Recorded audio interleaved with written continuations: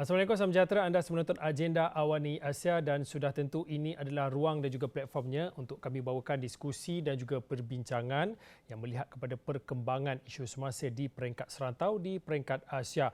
Untuk waktu ini saya ingin membawa perhatian anda untuk melihat kepada betapa signifikannya hasil lawatan kerja Menteri Luar China Wang Yi yang diadakan baru-baru ini ke Malaysia, yang mana telah pun menyentuh beberapa perkara berkaitan dengan isu dua hala, termasuklah daripada segi perdagangan dan juga pelaburan, pemulihan ekonomi pasca pandemik, teknologi tinggi, ekonomi digital dan banyak lagi sebenarnya yang telah pun dibincangkan dan juga engagement yang telah pun dilakukan.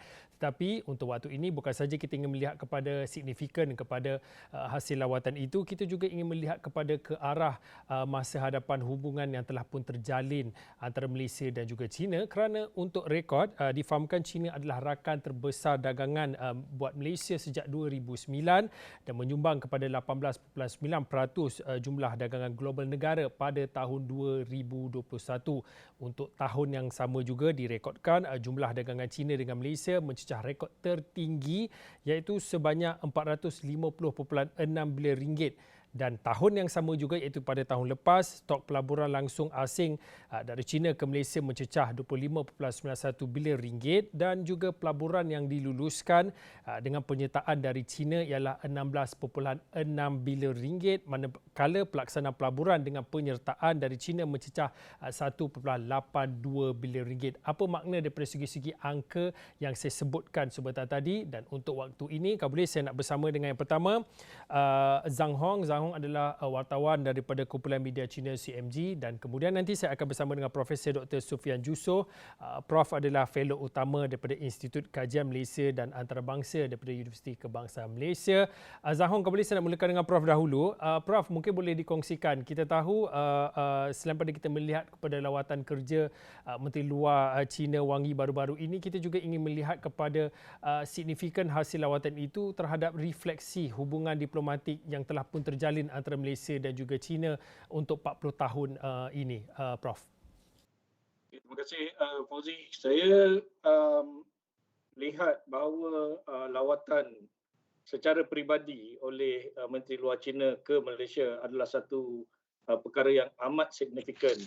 Ia menggambarkan bahawa Malaysia masih dan tetap di dalam ingatan China sebagai rakan diplomatik dan rakan dagangan.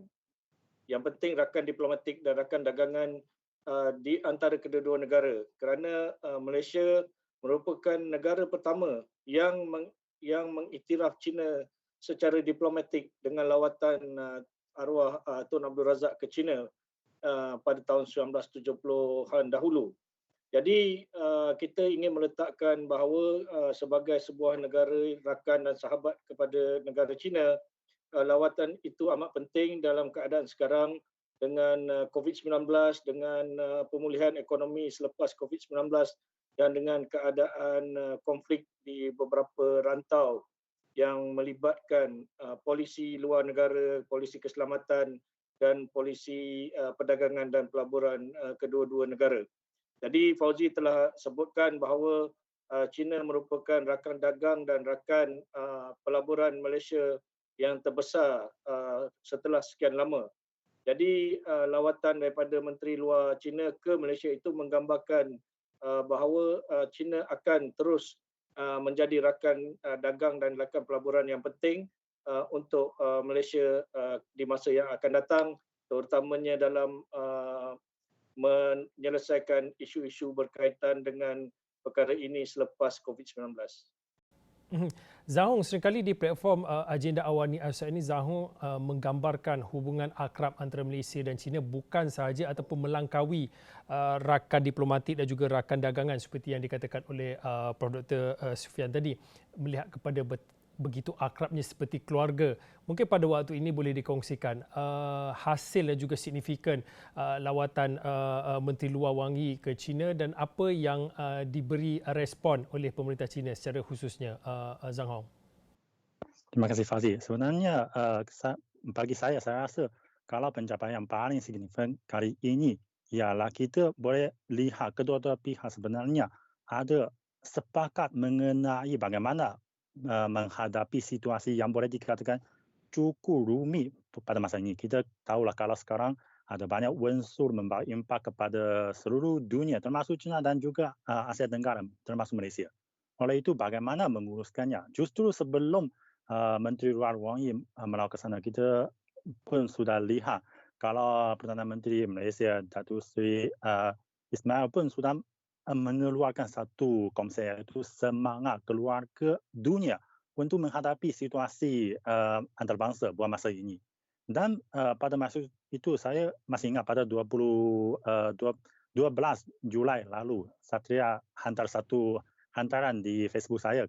Saya menulis bahawa kalau konsep iaitu atau semangat keluarga sedunia ini sebenarnya selaras dengan konsep yang dikeluarkan oleh China, iaitu kita adalah komuniti berkongsi nasi sesama insan. Dan justru kebetulan pada hari yang sama, ketika Menteri Luar China Wang Yi melawat ke Malaysia, beliau dalam pertemuan dengan pemimpin-pemimpin dengan Malaysia pun sudah mengeluarkan pandangan yang sama, iaitu semangat keluarga sedunia ini selaras dengan konsep yang disanjung tinggi oleh China punya, iaitu kita hidup dalam satu komuniti berkongsi nasi. Jadi oleh itulah saya rasa ini yang boleh dikatakan pencapaian yang paling penting, kerana kita ada satu nada yang boleh dikatakan selaras untuk menghadapi bagaimana menguruskan berbagai kekacauan atau berbagai masalah yang dihadapi oleh kita pada masa ini dan juga pada masa depan. Ini amat bermakna penting. Khususnya kita tahulah, selepas itu kita sekarang sudah capai satu era endemi. Selepas itu kita ada banyak kerjasama patut diadakan untuk memulihkan sosial ekonomi kita. Dan kalau kita sudah ada satu prinsip yang sama kita pegang untuk menghadapi situasi di dunia ini, kita mestilah akan mencapai satu macam jiran yang rapat atau macam saudara mara. Kita akan bergantung bahu untuk bersama-sama membangkitkan ekonomi kami juga dan juga membesarkan suara Asia kita. Prof, daripada apa yang dikongsikan oleh Zhang Hong sebentar tadi, hubungan erat ataupun hubungan antara Malaysia dan juga China ini boleh digambarkan seperti semangat keluarga dunia, dan perkara itu yang dizahirkan sendiri oleh Perdana Menteri Datuk Seri Ismail Sabri Yaakob. Mungkin pada waktu ini, dan Zhang Hong juga sebentar tadi menyatakan semangat keluarga dunia ini kalau diamalkan boleh meredakan tekanan dan juga kekacauan ataupun cabaran yang begitu rumit yang berlaku pasca pandemik pada waktu ini. Pada pemerhatian Prof, apa sebenarnya kalau melihat kepada cabaran ketidaktentuan, kita bercakap tentang inflasi, kita bercakap tentang impak krisis geopolitik dan juga beberapa lagi cabaran-cabaran ketidaktentuan pada waktu ini, adakah ia mengganggu ataupun memberi cabaran terhadap kerjasama yang dijalinkan sekian lama buat Malaysia dan juga China, Prof? Okey, dia ada dua isu, iaitu isu pertama berkenaan dengan isu ekonomi. Hubungan Malaysia dengan China amat baik dan kita lihat ekspor kita pun meningkat. Saya ada data terbaru yang saya dapat pagi tadi, contohnya kita tahu pada bulan Jun 2022 kita telah pun kita telah pun mengekspor sebanyak 18.3 bilion ke negara China, iaitu peningkatan sebanyak 4.2%. Ini melebihi ekspor kita kepada Amerika Syarikat, tetapi di bawah sikit dengan ekspor kita di ASEAN, 10 negara ASEAN. Dan kita mengimport sebanyak 26.17 bilion daripada China pada bulan Jun. Jadi itu menggambarkan bahawa walaupun dunia masih di dalam keadaan tercabar dengan COVID-19 dan China masih lagi mengamalkan polisi zero COVID, tetapi ini telah pun tidak menghalang perdagangan dan juga pelaburan di antara kedua-dua negara. Maknanya polisi kesihatan yang diambil oleh China tidak menjejaskan banyak sebahagian besar daripada trade di antara Malaysia dan China. Tetapi kita juga berharap bahawa gangguan-gangguan seperti supply chain dan juga pergerakan transport daripada Malaysia dan China ini dapat diatasi secepat mungkin untuk mempercepatkan pemulihan ekonomi di negara China dan di Malaysia. Yang kedua, saya juga ingin melihat secara positif, iaitu walaupun kita mempunyai beberapa isu, contohnya tuntutan bertindih di Laut Cina Selatan, tetapi amalan yang dijalankan oleh China dan Malaysia ialah berbincang. Macam tadi kita dengar bahawa ini adalah semangat kekeluargaan dan semangat saudara mara. Jadi itu yang kita ambil, walaupun mungkin terdapat beberapa isu tetapi dibincangkan dengan baik. Sekarang ini kami di IKMAS sedang bekerjasama dengan Foreign Affairs, University of Foreign Affairs di Beijing untuk melihat bagaimana China dan Malaysia boleh menjalinkan hubungan kerjasama ekonomi di Laut Cina Selatan bagi membolehkan kedua-dua negara mengambil manfaat ekonomi dari kawasan yang bertindih tersebut. Jadi ini adalah antara inisiatif yang mungkin perlu difikirkan, bagaimana kita melihat hubungan yang baik ini, hubungan kekeluargaan ini dapat dibina dan supaya pertikaian-pertikaian tersebut juga dapat diatasi. Dan China saya rasa melihat Malaysia sebagai rakan dan keluarga yang amat baik kerana kita terus mencari jalan untuk menyelesaikan isu-isu ini secara dua hala, iaitu tidak melibatkan kuasa-kuasa lain yang cuba mencari jalan untuk mengambil inisiatif dan membina jaringan mereka sendiri. Jadi itu juga penting supaya walaupun ada gagasan seperti Indo-Pasifik dan sebagainya, tetapi Malaysia dan China perlu terus menyelesaikan isu-isu ini dan terus meningkatkan perdagangan dan pelaburan secara dua hala. Prof menyatakan walaupun ada pertikaian ataupun isu ataupun konflik yang membabitkan antara Malaysia ataupun China ataupun di peringkat serantau ASEAN ini, masih ada peluang kerjasama ataupun apa yang boleh diterokai antara Malaysia dan juga China berdasarkan isu juga konflik yang terkait antara Malaysia dan juga China ataupun China antara ASEAN. Mungkin pada waktu ini, kalau nak dikaitkan dengan isu semasa, kita bercakap tentang security makanan, food security pada waktu ini. Apa yang boleh kita belajar daripada China dan juga apa kerjasama yang boleh dirintis antara Malaysia dan juga China, Prof? Okey, security makanan ni melibatkan banyak perkara. Walaupun banyak ekspor kita ke China lebih kepada minyak sawit dan juga durian dan sebagainya. Tetapi itu minyak sawit adalah penting. Tetapi saya rasa durian itu adalah makanan pilihan, bukan makanan ruji. Cuma kita boleh merujuk kepada isu makanan ruji, contohnya beras, contohnya gandum yang sekarang ini agak terjejas akibat daripada konflik di Ukraine.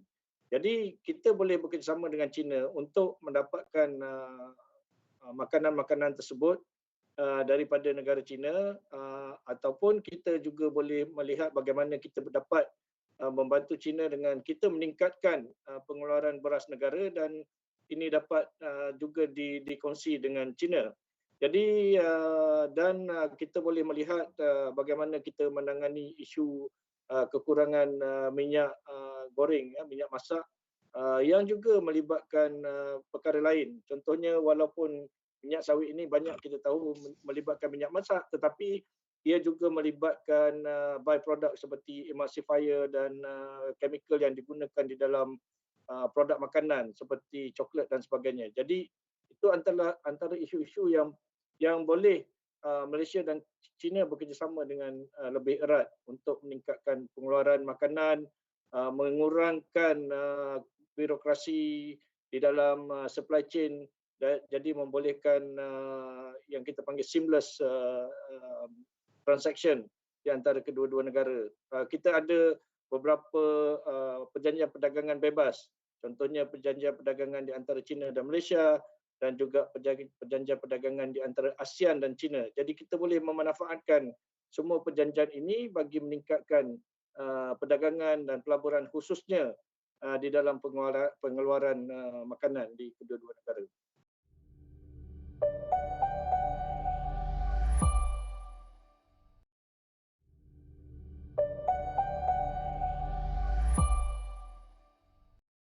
Zhang Hong, kalau boleh saya nak bawakan cerita yang pernah dikongsikan Zhang Hong beberapa bulan lepas. Zhang Hong pernah ceritakan kepada kami iaitu bagaimana Zhang Hong agak terkejut apabila mengetahui gudang beli belah seperti Paksen adalah asalnya daripada Malaysia. Pada waktu ketika itu Zhang Hong adalah waktu kecil. Dan kalau kita lihat kepada nak cakap tentang potensi pelaburan, kerjasama ekonomi, ia telah pun berlangsung sejak sekian lama antara Malaysia dan juga China. Mungkin pada waktu ini sesuai dengan apa yang diusahakan oleh China apabila berkaitan dengan kerjasama berorientasikan inisiatif jalur dan juga laluan BRI, mengambil pengalaman lepas dan juga sesuai dengan peredaran zaman, apa lagi peluang dan juga kerjasama ekonomi yang boleh dirintis antara Malaysia dan juga China? Okey, sebenarnya saya nak ambil satu contoh iaitu satu klip video yang tentang Menteri Luar China Wang Yi di Malaysia dalam sidang akhbar. Beliau pernah kata dia ada rakan dari Malaysia minta dia cuba kek durian Musang King di sana. Dia sudah cuba, wah begitu sedap. Dan ini sudah menjadi tular di media sosial di China punya. Iaitu Menteri Luar China sendiri mempromosikan durian dari Malaysia. Dan kalau kita lihat ini hanya sebutir durian saja, di belakangnya sebenarnya perlu ada banyak kerjasama dalam kedua-dua pihak. Barulah mungkin kita mencuba durian Musang King yang segar dari Malaysia. Antaranya termasuk macam kerjasama dalam kilang pemprosesan dan juga dalam kesaling hubungan. Dan saya masih ingat pada tahun 2011 ketika pada tahun itu ada CAFTA diadakan di Nanjing, iaitu Expo China ASEAN diadakan. Dan bekas Perdana Menteri Malaysia Datuk Seri Najib melawat ke sini dan saya berpeluang berbual dengan beliau. Beliau memberitahu saya katakan kerana durian Malaysia baru masuk ke pasaran China pada tahun itu. Dia katakan diberitahu mencapai hasil yang amat bagus. Memang pada masa itu amat bagus. Tapi hingga sekarang sebenarnya saya cakap secara terus terang, tak ada perkembangan atau peningkatan yang ketara. Mengapa? Kerana dia ada banyak gangguan termasuk bagaimana kita menyimpan dia dengan segar. Perlu ada beku sejuk dan juga ada logistik atau kesaling hubungan. Dan ini justru bidang yang kita perlu ada kerjasama. Dan kita tengok kalau sekarang di kedua-dua taman perindustrian di China, di Malaysia sudah ada banyak kilang-kilang untuk khusus memproses itu durian segar supaya boleh dihantar dari Malaysia ke China. Dan kalau satu gangguan itu kesaling hubungan, kita lihat kalau sekarang pengangkutan kapal kargo sebenarnya menghadapi masalah besar kerana kita tahu kalau rantaian bekalan dunia sekarang boleh dikatakan menghadapi masalah cukup besar.